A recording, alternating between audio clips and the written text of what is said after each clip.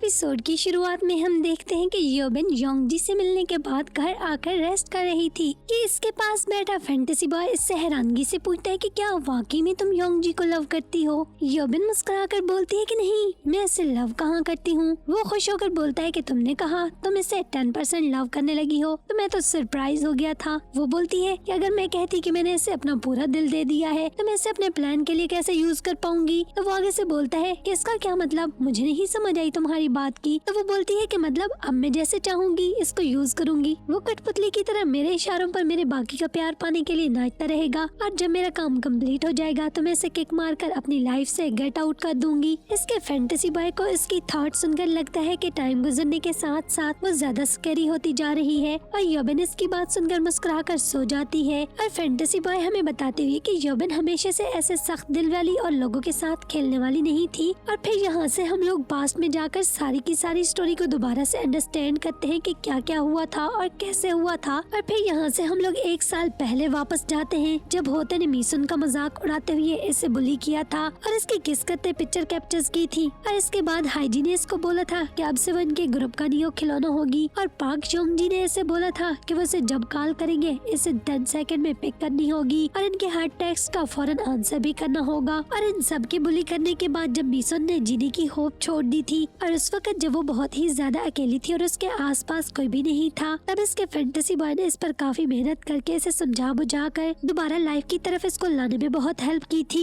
सबसे पहले इसका वेट लूज करवाया, इसका नाम चेंज करवाने का आइडिया दिया और कैसे दूसरों से कॉन्फिडेंस से बात करनी है, कैसे लड़कों के दिल पर राज करने के लिए मेकअप का यूज करना है। मतलब कि ईच एंड एवरीथिंग जो कि इसके इम्प्रूवमेंट के लिए इम्पोर्टेंट थी वो इससे करवा रहा था। और फिर हम देखते हैं कि अपनी हार्ड वर्क के बाद जब मीसुन ने अपने फर्स्ट 5 kg लूज किया था तो इसे लगा था कि इसे अपने आइडियल वेट तक पहुंचने के लिए तो 2 साल मजीद लग जाएंगे और वो थोड़ी डिसहार्ट भी थी। मगर इसके फैंटेसी बॉय ने इसे समझा बुझा कर कि जल्दी के चक्रों में नहीं पड़ना चाहिए। आखिरकार वो कड़ी मेहनत कर रही है और अगर ऐसे ही लगी रही तो 2 साल के बजाय 1 साल में अपने आइडियल फिगर को पा लेगी। और फिर उसी दिन जब मीसुन ने अपना 5 kg लूज किया था तब इनके पास वहाँ पर होते आता है जिसे मीसुन इससे हैरानगी से पूछती है कि उसने इसकी इस नई जगह को कैसे ढूंढ लिया है और वो वहाँ क्या कर रहा है। तो होते मुस्कुराते हुए बोलता है कि मैं तुम्हें देखना चाहता था, तुम्हारे लिए परेशान था कि तुम स्कूल क्यों नहीं आ रही हो और मेरे लिए तुम्हारी इस जगह को ढूंढना तो बाएं हाथ का खेल है। फिर उससे पूछता है कि स्कूल क्यों नहीं आ रही हो। तब मीसुन खुद अंदर से मतलब कि इसका फैंटेसी बॉय इस पर चीखते हुए बोलता है कि वाकई में तुम्हें नहीं पता कि क्यों, तुम्हारी वजह से बास्टर्ड, सिर्फ तुम्हारी वजह से। मगर मीसुन इंतहाई आराम से आंसर करती है कि मेरी बॉडी काफी हर्ट है तो मैं इस वजह से स्कूल नहीं आ रही हूँ। तो इसकी बात सुन साइको होते से बोलता है कि इसका मतलब तुमने अपना वेट लूज किया है। मीसुन बोलती है कि हाँ। तो आगे से बोलता है कि मतलब मैं रॉन्ग नहीं था, मुझे लगा था कि तुम स्कूल इसलिए नहीं जा रही हो कि तुम अपना वजन घटा रही हो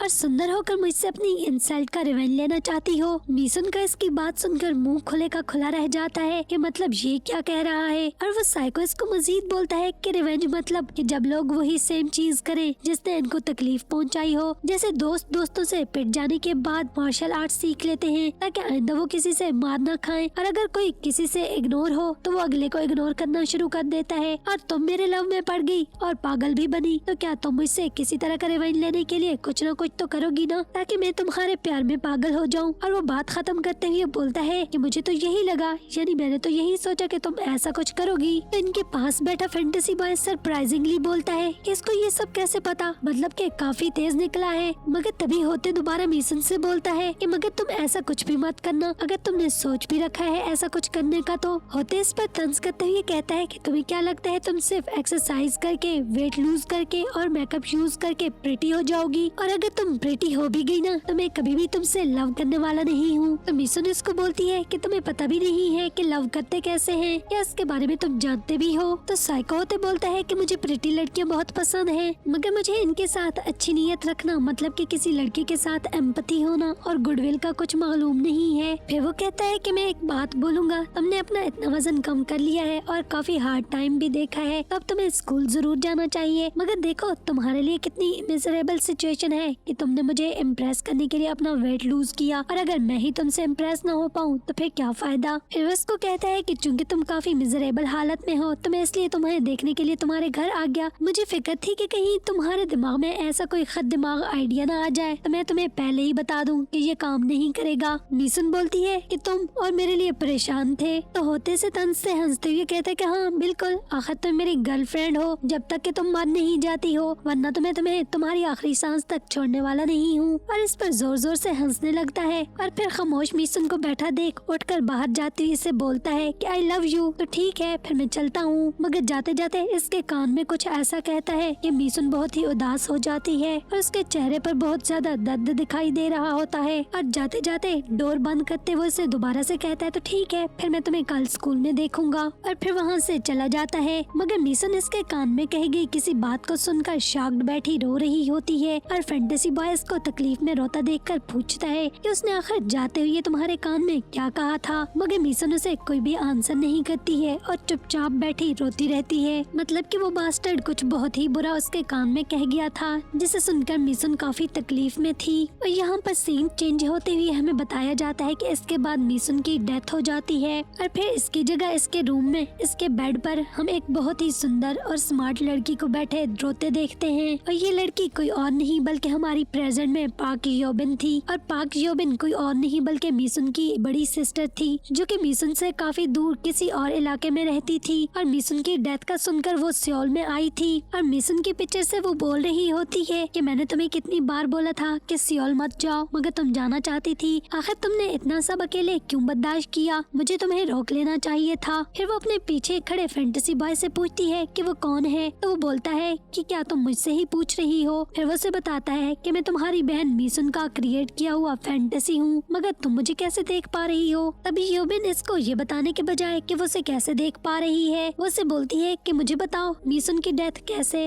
और कब क्यों हुई। तो वो बोलता है कि उसे कुछ ज्यादा तो पता नहीं है, मगर इसने खुद को रूफ के साथ हैंग अप कर लिया था। मगर योबिन गुस्से में बोलती है कि मुझे ये बताओ इसे किसने मारा था। वो बोलता है कि तुम्हें क्यों लगता है कि इसे किसी ने मारा था। वो बोलती है कि इसे मालूम है कि इसकी बहन की लाइफ में ऐसा कोई भी नहीं था जो कि इसे कबूल करता, तो जरूर इसके साथ कुछ न कुछ तो रॉन्ग हुआ होगा कि आखिर उसने अपनी लाइफ को खत्म करने का इतना बड़ा डिसीजन ले लिया। तब वो इसको गुस्से में और काफी परेशान देखकर बोलता है कि हमें इस बारे में जरा धीरे से बात करनी होगी, मैं तुम्हें सारी स्टोरी बताऊंगा। और फिर वो मीसुन के इस दिन मॉर्निंग में शुरू होने वाले वाक़े से शुरू करके इसे सारी स्टोरी सुनाता है कि कैसे मीसुन को लगा कि आज इसके साथ कुछ बहुत अच्छा होने वाला है और इसके साथ इस दिन जो कुछ भी हुआ था और कैसे होते इससे टकराया था। और इसको A to Z सारी की सारी कंप्लीट स्टोरी बता देता है कि कैसे सबने इसको बुली किया और इसके इंसल्ट की और वो कैसे अपना वेट लूज कर रही थी और यहाँ तक कि उसने अपना नाम भी बदल लिया था। और वो ये सब कुछ होते से रिवेंज लेने के लिए नहीं बल्कि उसका प्यार पाने के लिए कर रही थी, क्योंकि वो होते से बहुत ज्यादा मोहब्बत करती थी और वो चाहती थी कि वो काफी सुंदर हो जाए तो होते उसकी तरफ अट्रैक्ट हो जाए। मगर ऐसा कुछ भी नहीं हुआ था। फिर वो उसको बोलता है कि मगर सिर्फ एक चीज वो जो नहीं जानता है कि लास्ट टाइम इस साइको होते ने आखिर ऐसा क्या इसके कान में बोला था जिसको वो बर्दाश्त नहीं कर पाई थी और इसको बेहद तकलीफ दे गया। फिर वो उसको बोलता है कि मुझे लगता है ये कुछ बहुत ही इम्पोर्टेंट था जिसकी वजह से मीसुन की डेथ हो गई। योबिन बोलती है कि इसकी बहन को मरा हुआ मत बोलो, उसकी डेथ नहीं हुई है। तो वो हैरानगी से बोलता है कि तुम ये क्या बात कर रही हो, वो तो मर चुकी है, तुम कैसे कह सकती हो कि वो मरी नहीं है। तो वो बोलती है कि मैं इसकी बड़ी बहन होने के नाते इसका बदला लूंगी। तब हमने लास्ट एपिसोड में मीसुन को नहीं बल्कि इसकी बड़ी सिस्टर को इसका बदला लेने के लिए पाक योबिन बनते देखा था और हमें लगा था कि मीसुन अपना वेट लूज करके पाक योबिन बन चुकी है। और चूंकि ये नाम मीसुन अपनी लाइफ में ही चेंज कर चुकी थी तो इसकी बहन ने इसका रिवेंज लेने के लिए ऐसी नाम और सर्टिफिकेट के साथ आगे बढ़ने का फैसला किया था। अब हमारी असल प्रेजेंट वाली स्टोरी शुरू होगी। ये सब पास्ट में क्या कुछ हुआ था हमें दिखाया गया। अब प्रेजेंट में हम देखते हैं कि पाक योबिन जब अपने स्कूल के फर्स्ट डे मीसुन का बैग लेकर जा रही थी तो फैंटेसी बॉयज को रिमेम्बर करवाता है कि ये क्या, इनको तो याद नहीं होगा कि ये बैग तो मीसुन का था। तो वो बोलती है कि लोग दूसरों के बैगों पर ध्यान नहीं देते हैं। वो बोलता है कि अगर फिर भी इनको मालूम पड़ गया तो क्या होगा। वो मुस्कुराकर कॉन्फिडेंटली बोलती है कि ये भी ठीक है, पता लगने दो, मैं देख लूंगी। योबिन पार्क में साइको होते का वेट कर रही होती है। अपने पास से गुजरता देखकर वैसे रोककर खुद को इंट्रोड्यूस करवाती है कि क्या उसे याद है वो पाक योबिन है और वो दोनों एक दूसरे से मिल भी चुके हैं। तो वो बोलता है कि हाँ तुम तो योंगजी की लवर हो ना, और हंसता है। तो वो बोलती है कि हंसो मत, मेरे पास इसके लिए भी रीजन है कि मैं क्यों उसकी लवर बनी हुई हूँ। वो इसकी बात सुनकर बोलता है कि तुम तो काफी इंटरेस्टिंग वुमेन हो। वो उसको बोलती है कि क्या तुम हमेशा लोगों के बारे में अंदाजे ही लगाते हो। तो बोलता है कि हाँ। फिर वो कहती है कि फिर तो तुम भी काफी इंटरेस्टिंग और फनी हो। तो साइको होते से पूछते है कि क्या तुम पाक योंगजी को डेट कर रही हो। तो इनकार करते हुए बोलती है कि बिल्कुल नहीं, बल्कि वो मेरे पीछे पड़ा है क्योंकि वो मुझसे मोहब्बत करता है। और वो दूसरी तरफ फेस के बोलता है कि इसे प्रीटी वुमन बहुत पसंद है और तुम काफी सुंदर हो, तभी वो तुम में इंटरेस्टेड है। फिर वो इसको बोलती है तो एक काम करो, मेरे साथ कहीं बाहर चलोगे क्या, चलोगे ना? तो वो बोलता है कि हाँ क्यों नहीं, बिल्कुल मैं तुम्हारे साथ चलूंगा। तो वो कहती है कि तुम्हें जल्दी नहीं लग रहा कि हमें मिले हुए तो 1 घंटे से भी कम वक्त हुआ है। होते फौरन बोलता है कि हाँ सिर्फ 30 मिनट ही तो हुए हैं, मेरे ख्याल से तो जानने के लिए ये काफी टाइम है। और वो उसके साथ जाने के बजाय वहीं खड़े दिल में सोचती है कि ये हमेशा किसी न किसी चीज के बारे में बात करता रहता है, आखिर वो चीज क्या है। फिर वो याद करते हुए बोलती है कि हाँ तुमने मुझसे मेरे सेल नंबर का तो पूछा ही नहीं, क्या तुम मेरा नंबर नहीं लेना चाहोगे? तो बोलता है कि हाँ क्यों नहीं, मगर मैं तो अपना सेल कहीं भूल गया हूँ। तो बस कहती है कोई बात नहीं, मेरे पास मेरा सेल है, तुम अपना नंबर यहाँ पर एंटर कर दो, मैं सेव कर लेती हूँ। और जब वो सेल निकालने लगती है तो उसके बहुत क्लोज आके बोलता है कि तुम मुझे बिल्कुल किसी लड़की की तरह लगती हो जिसे मैं अच्छे से जानता हूँ।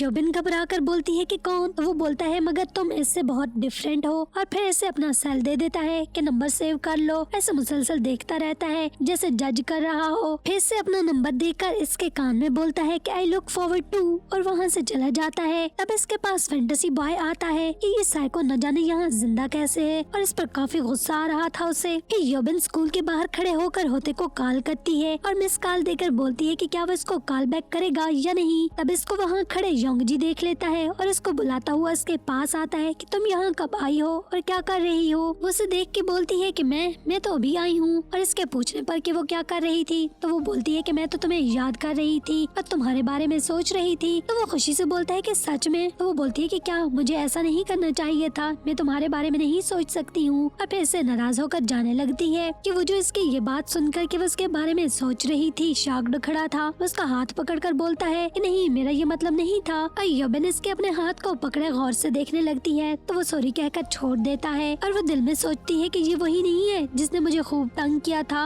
और अब देखो कैसे शर्मा रहा है। और दूसरी तरफ इसे फिक्र लगी हुई होती है कि आखिर होते इसको कॉल बैक क्यों नहीं कर रहा है, इसको मेरी कॉल तो जरूर गई होगी। असल में वो योंगजी के सामने होते की कॉल लेना चाहती है, और योंगजी के कहीं जाने के बारे में पूछने पर वो इसको बोलती है कि वो भूखी है। तो वो खाना खाने जा रहे होते हैं, मगर इसका सारे का सारा ध्यान होते के कॉल न करने की तरफ होता है क्योंकि योंगजी के सामने इसे उससे बात करनी थी। और रास्ते से गुजरते हुए योंगजी को आसपास देखते वो पूछती है कि क्या वो इस जगह को जानता है। तो बोलता है कि हाँ यहाँ एक लड़की को जानता है जिसका घर आसपास ही है, वो अचानक गायब हो गई थी। तो योबिन पूछती है कि कभी इसके घर गए थे? वो बोलता है कि नहीं कभी नहीं गया था, मगर मुझे इतना पता है कि उसका घर यहीं कहीं आसपास ही है। तो योबिन जो घबराई खड़ी होती है कि कहीं उसे पता ना हो कि ये मिसुन का घर है, तो वो रिलैक्स होकर इसको बोलती है कि ये इसका घर है, क्या वो अंदर चलेगा? तो वो हैरानगी से बोलता है कि क्यों नहीं। अंदर आकर टीवी देखते योबिन इसे अपनी तरफ कंटिन्यूअसली देखते पूछती है कि क्या तुम मुझे पसंद करते हो? तो वो बोलता है कि हाँ। तो वो पूछती है कि कितना पसंद करते हो? वो बोलता है कि 90%। तो योबिन बोलती है कि बाकी का 10% कहाँ गया? तो योंगजी काफी शार्प माइंड से उसको आंसर करता है कि 10% तो तुम मुझसे मोहब्बत करती हो ना, तो समझो पूरे का पूरा 100% हो गया। योबिन इसकी शार्पनेस देखकर मुस्कुराते हुए बोलती है कि ये क्या है? तो वो बोलता है कि वाकई में मैं तुमसे बहुत मोहब्बत करता हूँ। और योबिन से इंटीमेट होने लगता है कि तब होते इसको कॉल करता है और वो दिल में खुश होती है कि वाह क्या टाइमिंग है, और फौरन ही होते की कॉल पिक करती है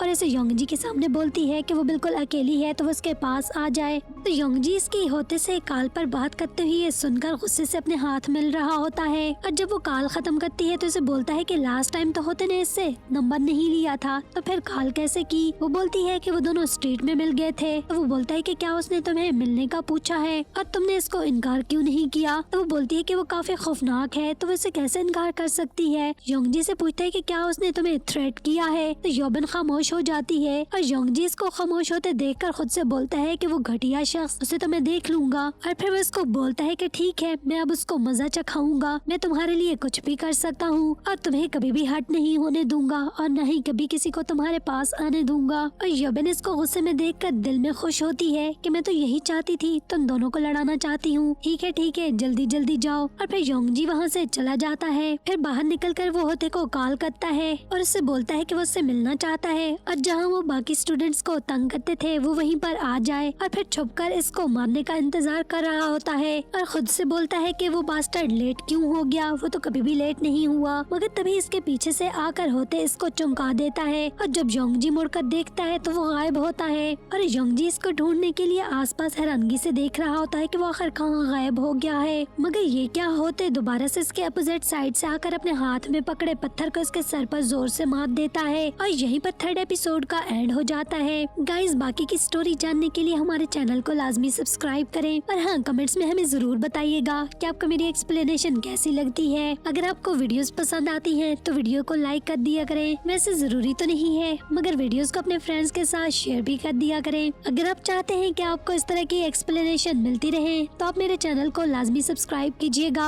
और साथ में दिए गए बेल आइकन को प्रेस करके ऑल के ऑप्शन को जरूर सिलेक्ट कर लेना। इससे ये होगा कि आपको मेरी सबकी सब वीडियोस टाइम पर मिलती रहेंगी और आपको सबके सब नोटिफिकेशन भी मिलते रहेंगे। थैंक्स फॉर वॉचिंग गाइस, तो फिर मिलेंगे।